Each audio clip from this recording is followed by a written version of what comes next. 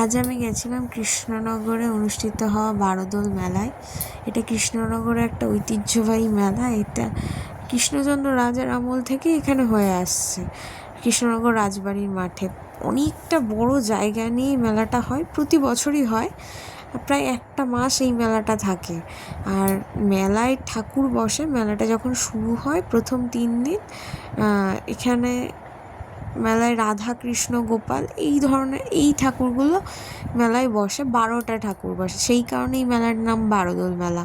তো কৃষ্ণনগরে আমার বাড়ি রাজবাড়ির কাছেই। আমি সেই দিন রবিবার দিন, সানডের দিন বিকালবেলাটা, ইভিনিং টাইমে, বিকালবেলাই গেছিলাম। ঘুরতে ঘুরতে সন্ধ্যা হয়ে গেছে, যে ফুটেজটা দেখছো পরে তোলা।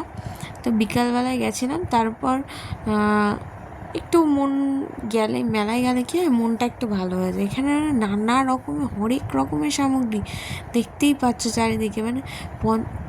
10 টাকা থেকে শুরু করে 100 টাকা পর্যন্ত জিনিস পাবে। প্লাস্টিক থেকে শুরু করে মেয়েদের বাসনপত্র এবং নানা রকমের অর্নামেন্ট সব আছে।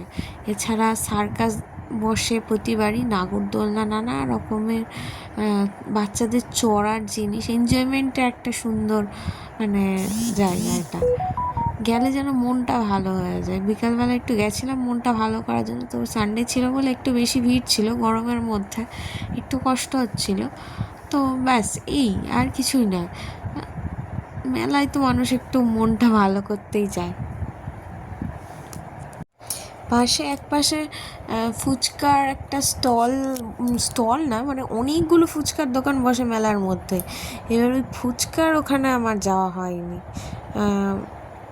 আমি ফুচকার সেরকম একটা পছন্দ করি না বলে আমি ফুচকার স্টলের ওই জায়গাটা যাইনি। যাই হোক, ওটা আপনাদের দেখাতে পারলাম না।